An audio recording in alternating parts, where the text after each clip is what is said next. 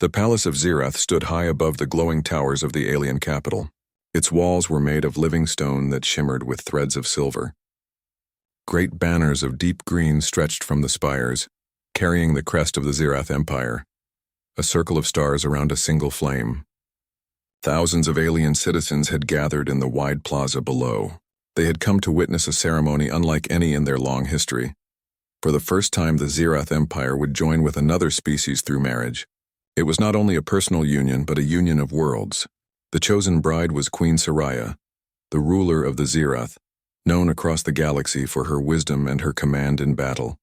She had led fleets against countless enemies and defended her empire for decades.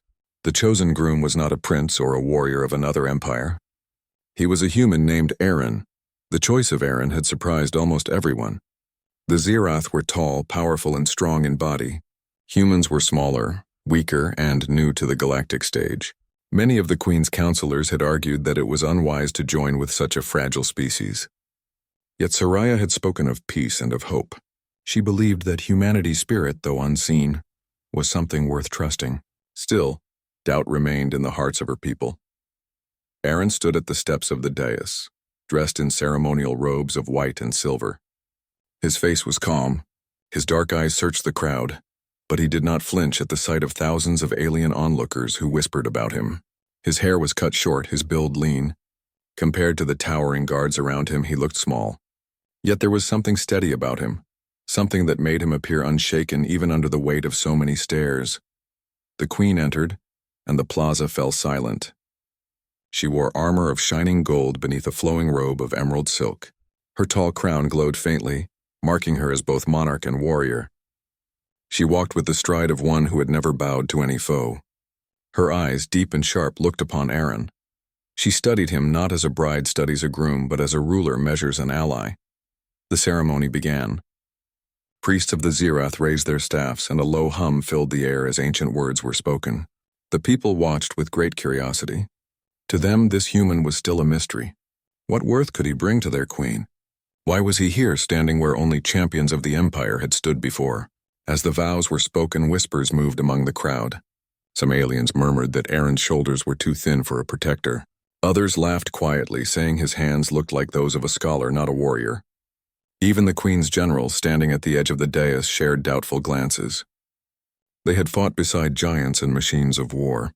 Now they were asked to believe in a human, but Aaron remained silent. He did not answer their whispers with anger, nor did he lower his gaze in shame. He stood as if the weight of their doubt could not touch him. When the priest asked him to speak, he gave his vow with a steady voice. "I stand here not because of strength in my arms," Aaron said, his words clear, "but because I carry the promise of my people. We may not be the strongest in body, but we endure. We may not wield the largest weapons, but we adapt. I vow to stand by this union not only as a man, but as a human who carries the will of Earth itself." The words spread through the plaza. Some of the aliens scoffed. Others listened more carefully. The Queen's gaze did not waver. She had heard countless warriors swear loyalty, but there was something different in this man's voice. He did not speak as one trying to impress. He spoke as one who simply told the truth. When the ceremony ended, the union was declared. The Queen and Aaron stood side by side before the crowd. The banners of Zirath unfurled and the citizens cheered, though not all cheers carried the same strength. Some voices held true celebration. Others carried doubt, even mockery. The union was complete, yet acceptance had not yet taken root. After the ceremony, a great feast was held in the palace hall. The chamber glowed with crystal lights, and tables stretched as far as the eye could see. Alien nobles sat with their tall frames wrapped in rich robes. Plates of rare fruits and dishes from across the empire were laid out. Aaron sat near the Queen, silent once more as voices filled the air. The nobles spoke freely as if the human could not hear. They compared his size to their children. They questioned his worth as a partner for their queen. Some wondered aloud if humanity had offered gold or secrets to buy this honor. A few even said the Queen had chosen him only out of pity. Soraya listened but did not speak. She had known such words would come. She studied Aaron carefully, waiting to see if he would rise in anger or shrink under shame. Yet Aaron did neither. He ate slowly, politely, his face calm. When one noble asked him directly if humans could even fight, he answered with a small smile. "We fight every day," he said. "Sometimes against enemies, sometimes against the world itself. But we do not stop. That is what keeps us alive." The nobles laughed, but not all of them. A few grew quiet, for they sensed a hidden weight in his words. The queen said nothing, but in her mind, she stored the memory of how he had answered. As the feast ended, Aaron walked alone through the palace garden. The night air was cool, and the stars above shone like silver fires. He thought of Earth, of the cities far behind him, of the people who had sent him here. He knew he carried their image. He knew that every move he made would shape how the Zirath saw his kind. He breathed deeply and promised himself he would not fail. From a balcony above, Soraya watched him. She did not yet understand him. He was not strong like her generals, not vast in knowledge like her scholars, not ruthless like her rivals. Yet he did not bend under pressure. She wondered if perhaps strength had more than one form, and if this human would reveal it in time. The night grew quiet, and the queen returned to her chamber. Aaron remained in the garden, standing alone under the endless sky. The union of worlds had begun, but the test of humanity had only just started. The days after the union were filled with endless gatherings and ceremonies. The palace of Zirath shone brighter than ever, its great halls echoing with music and speeches. To the people of the empire, the marriage was not only a royal matter, but a symbol of peace between two species. Yet behind the smiles, doubt lingered. In the high council chamber, the queen's advisors gathered. They were tall figures dressed in long robes of silver and green, their voices deep and commanding. They spoke openly, for they believed their queen needed to hear the truth. "This human is fragile," one counselor said. "He has no warrior's build, no record of battle. How can he stand beside you, my queen, when your enemies still wait in the shadows?" Another added, "We respect the idea of peace, but we cannot ignore what our people whisper. They see a human who looks like a child compared to our soldiers. They laugh at his presence in the palace. Can such a union truly last?" The queen sat upon her throne, her golden crown glinting in the light. She did not raise her voice, but her eyes silenced them. "Peace is not built by strength of arm alone," she said. "Aaron is more than he appears. Time will show it." Still the whisper spread beyond the council. In the markets of the capital, alien merchants joked that the human Groom could not even lift a Zirath blade. In the training grounds, young warriors laughed, saying that Aaron would need guards to protect him even in his own palace. Songs were sung in the streets, half in jest, half in doubt. Aaron knew of these whispers. He heard the laughter when he passed by the crowded plazas. He noticed the way the guards smirked when he walked through the palace halls. Yet he did not respond with anger. He answered with patience. Each morning he rose before the sun, trained his body in the gardens, and studied the history of the Zirath people. He moved through the palace not as one ashamed, but as one learning. Some guards grew curious about him. One, named Darren, often watched him train. Darren was tall, with armor polished bright and a spear taller than Aran himself. At first he mocked the human's small frame. But one morning, as Aaron ran across the garden carrying weights in his hands, Darren asked, "Why do you push yourself when you know you cannot match us in strength?" Aaron paused, wiping sweat from his brow. "Because I do not need to match you," he said simply. "I only need to be ready for what comes." Darren frowned but said no more. He could not understand this answer, yet it stayed in his mind. Meanwhile, the queen kept a close watch on her groom. She attended meetings with her generals and listened to their doubts.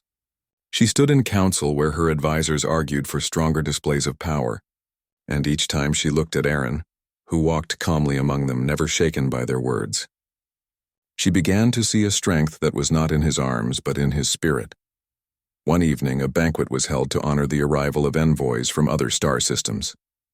The great hall filled with nobles from distant worlds, each dressed in their finest robes. They had come to witness the union for themselves, to judge whether humanity was truly worthy of standing beside the Zirath. At the long table, Aaron sat near the queen. The envoys spoke of trade, of fleets, and of alliances. Their voices were sharp, filled with hidden challenges. Some asked about the power of Earth. Others questioned whether humans could even defend their own colonies. Aaron listened quietly until one envoy, a tall figure with skin like polished stone, said, "Tell us, human, what can your people offer the galaxy? You are not the strongest. You are not the oldest. What makes you worthy of this throne beside the queen?" The hall grew silent. All eyes turned to Aaron. He raised his head and spoke with calm words. You see us as small, but small things endure. A river carves stone not by force, but by persistence. A seed grows into a tree not by power, but by time. My people have faced storms, wars, and endless hardship. Yet we endure. That is what we offer. We may not be the strongest, but we never give up. Some envoys laughed softly. Others nodded in thought. The queen herself felt a stir within her. His words were not loud or grand, but they carried a weight that silenced doubt for a moment. After the banquet, when the guests had left, Soraya spoke to Aaron as they walked through the palace corridors. You are not like my warriors, she said. You do not boast, you do not threaten, yet you do not bow. You carry yourself as if nothing can break you. Aaron looked at her and answered, Strength is not only in the arm that holds the sword. It is in the heart that refuses to fall. That is what humanity carries. The queen said nothing more, but in her eyes there was a new glimmer, as if she had begun to see him differently. Yet not all were moved by his words. In the dark corners of the palace, enemies whispered. Some nobles feared that if the union grew strong, their own power would fade. They began to plot in silence. And beyond the stars, the rivals of the Zirath watched closely, waiting for a chance to strike. One night, as Aran walked alone through the gardens, he sensed he was being followed. He turned and saw shadows move between the tall crystal trees. 3 figures stepped out, cloaked and armed. Their faces were hidden, but their voices carried mockery. So this is the human groom, one said. The weak one who thinks he can stand beside our queen. Aaron did not reach for a weapon. He stood still and steady.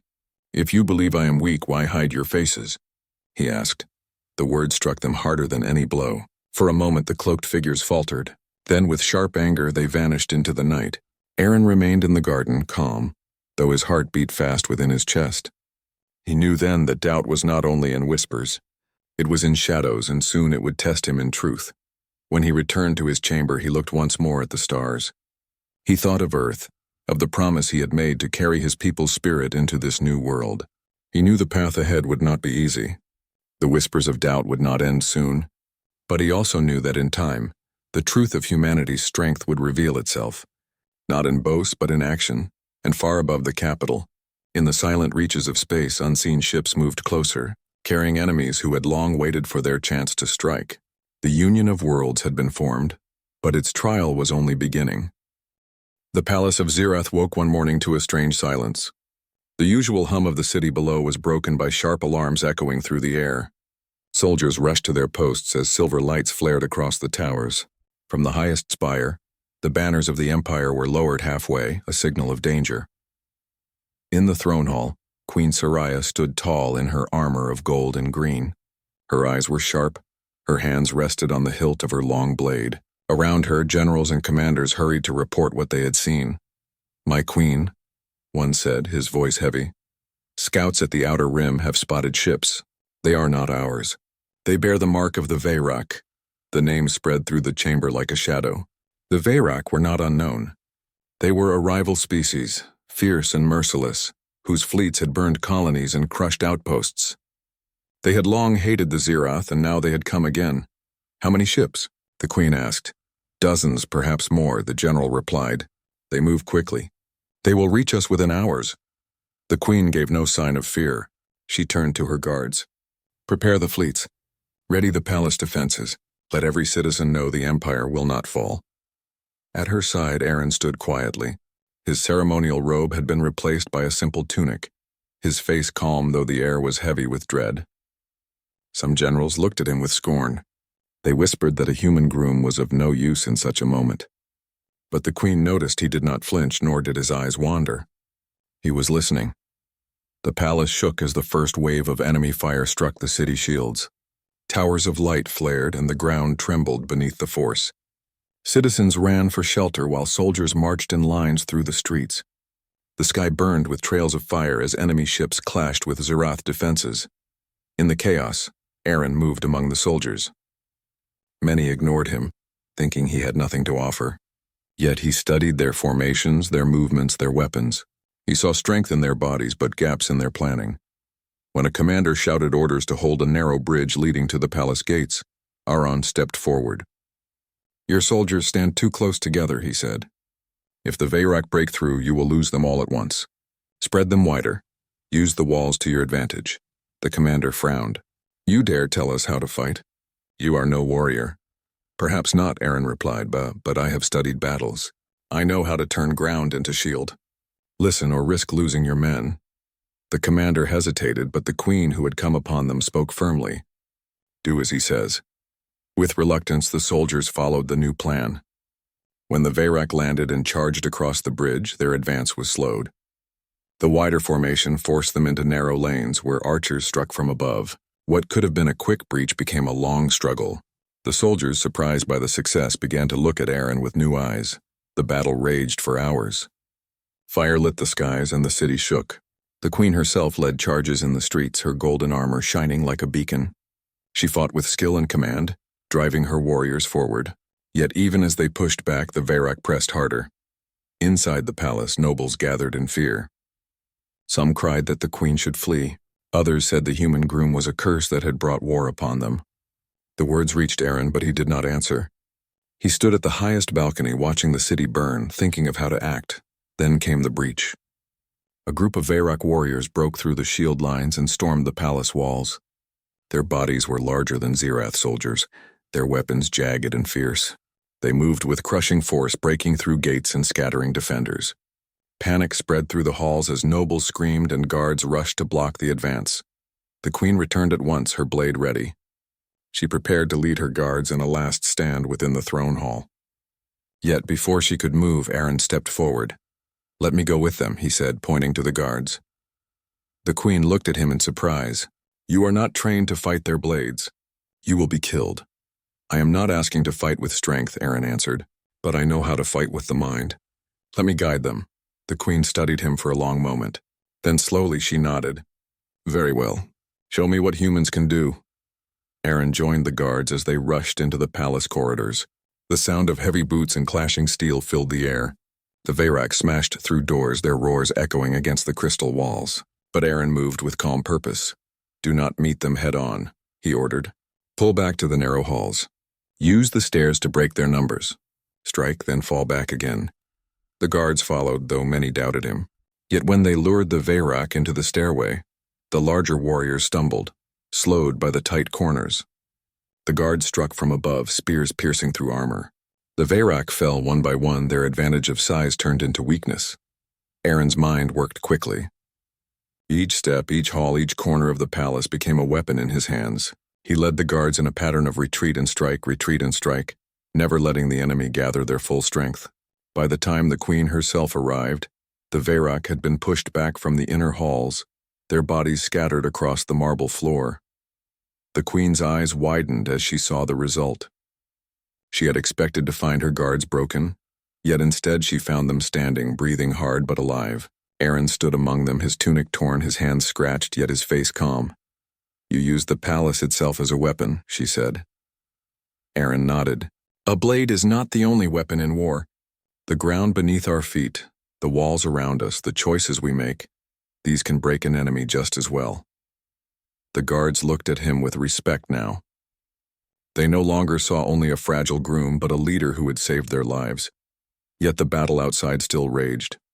The city burned and the Veyrak pressed harder. The queen turned to Aaron. "You have shown us your hidden trial, but the war is not over. If you truly carry the strength of humanity, now is the time to prove it." Aaron looked out at the burning sky. The flames reflected in his eyes. He felt the weight of every whisper, every doubt, every laugh that had been thrown at him. He knew this was the moment when all would be decided. "I will not fail," he said softly. And so the human groom, once mocked and doubted, prepared to stand not only beside his queen, but before an empire, ready to show them what humanity truly was. The battle for the Zirath capital did not end with the breach in the palace halls. The Veyrak pushed harder, sending waves of warriors through the streets, breaking shields and setting towers aflame. The night sky glowed red with fire and silver with falling debris. Citizens crowded in shelters while the Empire's soldiers fought with desperate strength. In the throne hall, Queen Soraya stood in armor darkened by smoke, her golden crown tilted from the weight of battle. She had fought from the first hour, leading her soldiers in charge after charge. Yet even with her skill and courage, she knew the city was close to falling. Beside her stood Aaron, his tunic torn, his face marked with dust and ash. He had guided the guards through the palace halls and saved them from ruin, but now the greater challenge awaited. The enemy pressed at the outer walls, and the last line of defense was about to break. A general approached the queen. His voice was grave. "My queen, our shields are fading. We cannot hold them much longer. The Veyrak outnumber us 3-1. If we remain here, the palace will be taken." The queen looked at her general, then at Aaron. Doubt flickered in her heart. She knew her people looked to her for strength, yet even she wondered if this was the end. Aaron stepped forward. His voice was steady, though the air trembled with thunder from the battle outside. "You are fighting them with strength alone. That is why you are breaking. You need to fight them with the ground, with the streets, with the city itself. You must make the Veyrak fight on your terms, not theirs." The generals frowned. "We are warriors," one said. "We do not hide behind walls and tricks." "Then you will lose," Aaron answered calmly. "Your strength is great, but theirs is greater in number. If you meet them as you are, you will fall. If you meet them with cunning, you can turn their power against them." The queen raised her hand, silencing her generals. She looked at Aaron, searching his face.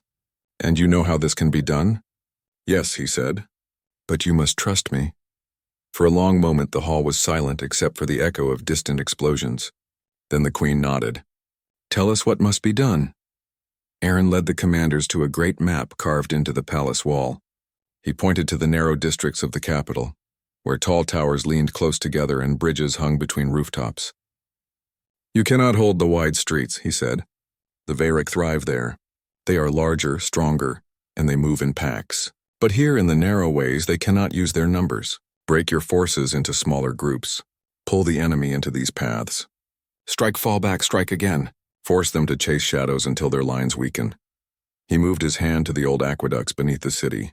"Here is where you can turn the tide. Open the floodgates. Let the water rush into the lower streets. The Veyrak are heavy. Their armor will drag them down. While they struggle, your soldiers can strike from above." The generals exchanged doubtful looks, but the queen's eyes never left Aaron. She saw no fear in him, only resolve. Finally, she said, "We will follow his plan." The order spread quickly. Soldiers shifted through the burning streets, moving in smaller groups instead of large ranks. The Veyrak, expecting open combat, found themselves pulled into tight alleys where they could not advance in force.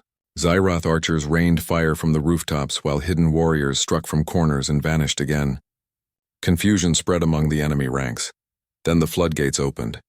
Water rushed through the lower streets with a roar, carrying debris and ash. The Veyrak, their heavy armor dragging at their limbs, stumbled and fell as the current pushed against them. Some were swept away, while others floundered as Zirath soldiers struck from higher ground. The tide of battle shifted. For the first time since the invasion began, the enemy faltered. From the palace balcony, the queen watched the strategy unfold. She turned to Aaron, astonished. "You have changed the course of this war in a single night. You are no warrior of the sword, yet you command as though you have fought 100 battles." Aaron's voice was quiet but firm. "I learned from my people. We are not the strongest. We are not the fastest. But we adapt. We turn what we have into what we need. That is how we survive." The queen looked at him with new eyes. She remembered the whispers of her council, the laughter of her nobles, the doubt of her generals. All had judged the human by his size, by his lack of muscle and armor. Yet here he stood, guiding her empire through its darkest hour. As the night deepened, the battle grew fiercer. The Veyrak realized they were being outmaneuvered, and their rage shook the city. They poured their strength into a final assault, throwing everything at the palace itself. The gates shook under the force of their weapons. Fire spread through the gardens. The soldiers of Zirath fought bravely, but the enemy pressed closer. Soon the last barrier cracked, and the Veyrak stormed into the palace grounds. The queen raised her blade.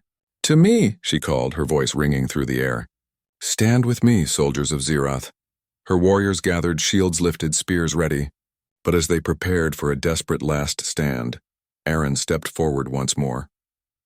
"Do not form your lines here," he said quickly. "Fall back to the inner court. Force them through the narrow archways. There their numbers will mean nothing." The queen hesitated for only a moment, then gave the order. The soldiers fell back in a disciplined retreat, drawing the Veyrak into the inner court. The archways slowed them. their size working against them as they tried to push through. From above, defenders dropped heavy stones and burning oil. The enemy's charge broke apart, their strength wasted against walls and fire. The queen led the counterattack, her blade flashing in the firelight. The soldiers roared with her, striking down the disoriented enemy. Aaron stayed behind the line, guiding movements, calling out orders that turned chaos into control. Step by step, the Varric were forced back out of the palace court. At last, with a thunderous cry, the enemy retreated. Their ships pulled away from the burning city, carrying the survivors back into the stars. The people of Zirath, weary and wounded, raised their voices in victory. Against all odds, the capital still stood. In the throne hall, lit by the glow of smoldering fires outside, the queen faced Aaron. She was blood-stained and bruised, yet her eyes were bright with fierce pride. "You have done what even my greatest generals could not," she said. "You saved my empire not with strength of arm, but with strength of mind. Tonight I have seen the hidden power of humanity." The guards and generals who once mocked Iran now bowed their heads in respect. No one laughed at his size, no one whispered about his weakness. They had seen his strength, and it was unlike anything they had known. Aaron bowed to the queen. "I did only what I must. Humanity's strength lies not in one man, but in the spirit we all share. We endure, we adapt, and we rise when all hope seems lost." The queen studied him in silence, her heart heavy with the weight of what she had seen. She had chosen him for peace, not for war. Yet he had given her both, and in that moment, she knew that the bond between their peoples was no longer only symbolic. It was real, forged in the fire of battle. Outside, the city burned, but it still stood. The people, though shaken, still breathed. The empire, though scarred, still lived. And in the heart of the palace, a human groom had shown that strength was not only in muscle or blade, but in spirit, cunning, and unyielding will. The queen raised her blade high, the flames reflecting off its edge. "Let it be known," she declared, "that humanity is no weak ally. Tonight a human has stood as the shield of Zirath. Let the galaxy remember this day." And so the cry of victory rose through the halls, carrying not only the triumph of battle, but the first true recognition of humanity's place among the stars. The city of Zirath smoldered in the aftermath of war. Smoke drifted between the tall towers, and the glow of fires lit the horizon. Streets were filled with rubble, and the air carried the bitter scent of ash. Yet amid the ruin, the capital still stood. Citizens emerged from their shelters, eyes wide with relief, voices rising in songs of survival. Soldiers patrolled the streets, helping the wounded and guiding families to safe ground. Though weary, they held their heads high, for they had defended their empire against impossible odds. And at the heart of their survival stood not only their queen, but also the human groom who had led them with strategy instead of muscle. In the palace throne hall, Queen Soraya met with her generals. The tall warriors stood with armor dented and scorched, their bodies lined with cuts and bruises, yet their eyes no longer carried doubt. When they looked at Aaron, they saw not a fragile outsider, but the man whose voice had guided them through the fire of battle. One general bowed deeply. "If not for your plan, we would have fallen, human. The palace would be ash and our queen would be taken. You saved us." Aaron shook his head. "I did not save you. You saved yourselves. I only gave you the path to walk. Your courage carried you through it." The queen's gaze lingered on him. She heard the modesty in his voice, yet she knew the truth. Without his vision, her city would have been lost. His strength had not been in the blade, but in the mind and spirit that refused to break. Outside the palace, crowds gathered in the plaza. Citizens lifted their voices, calling for their queen. Soraya stepped out onto the great balcony, her golden crown gleaming faintly in the light of dawn. Aaron stood at her side, his simple tunic torn and stained, yet the people's eyes were drawn to him as much as to her. The queen raised her hand for silence. Her voice carried strong and clear. "People of Zirath, tonight we have endured what many thought impossible. The Varric came in strength, but we endured. They burned our city, but we stood. They sought to break us, but we did not fall." The crowd roared with approval, their cheers shaking the plaza. Then she gestured to Aaron. "And know this, the strength that saved us was not only Zirath's strength, it was human strength. Many doubted our union, many whispered that humanity was weak. But tonight a human groom led us with wisdom greater than any blade. He turned our city into a shield, our walls into weapons, and our fear into victory. Let it be known that humanity is no fragile ally. Humanity is a flame that cannot be put out." The cheers grew louder. For the first time, the people shouted Aaron's name. They raised their voices to honor him, no longer mocking, no longer doubting. The human had proven himself in the fire of war. Aaron stood quietly beside the queen, his face calm, though his heart carried the weight of what had passed. He thought of Earth far across the stars and wondered if his people would ever know how their strength had been shown here. He hoped they would, for he had not fought only for Zirath but for humanity itself. When the cheers faded, the queen turned to him. Her voice was lower now, meant only for him. "You have done more than I believed possible. You have shown me strength beyond muscle or steel. You have given my people hope. And you have changed how I see you." Aaron looked at her, his expression steady. "I only did what was needed. Humanity has always survived by finding strength where none can see it." Soraya studied him in silence. She was a queen who had seen countless battles, who had stood unshaken before enemies of great power. Yet standing beside Aaron, she felt something different. His strength was not loud or boastful. It was quiet, steady, and unyielding. It was a strength she had never known, and it left her humbled. In the following days, messages spread across the stars. News of the battle traveled quickly to distant systems. Other empires learned that the Zirath had stood against the Veyrak and survived, thanks in part to the human Groom. Rumors spread of humanity's hidden power, of their strange ability to endure and adapt when all seemed lost. Envoys arrived from far worlds to witness the man themselves. They expected to see a warrior clad in heavy armor, or a commander with scars of battle. Instead, they saw Aaron, quiet and lean, speaking with simple words. Yet when they looked into his eyes, they saw the fire of will that had turned defeat into victory. Some envoys bowed with respect. Others asked for alliances with Earth. Humanity, once dismissed as young and weak, was now seen as a rising flame. One evening, the queen walked with Aaron through the palace gardens, where the crystal trees still glowed faintly even under smoke-stained skies. The city was being rebuilt stone by stone, light by light. Children laughed as they ran among the flowers, their voices carrying hope for the future. Soraya stopped beneath a tall arch and looked at Aaron. "When I chose you, I thought I was choosing peace. I did not expect to find a partner in war. I did not expect to see a man who would stand unshaken before fire and death.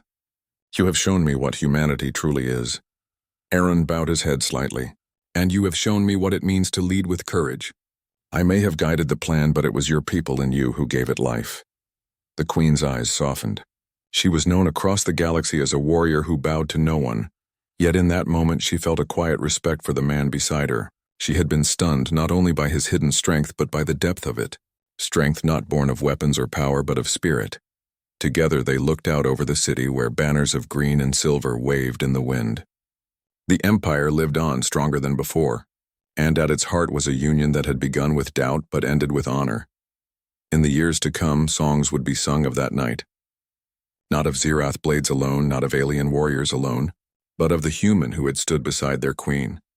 Songs of how a Groom revealed his hidden strength and how humanity, once underestimated, rose to stand as equal among the stars. The queen's voice carried softly, almost as if speaking to herself. "The galaxy will never see humans as weak again. They will remember this night for generations." Aaron looked at the stars above, his eyes steady. "Then I have done my part. That is enough." And so beneath the endless sky, the queen and the human Groom stood side by side, their bond sealed not only by ceremony but by battle, respect, and the shared strength that had saved an empire.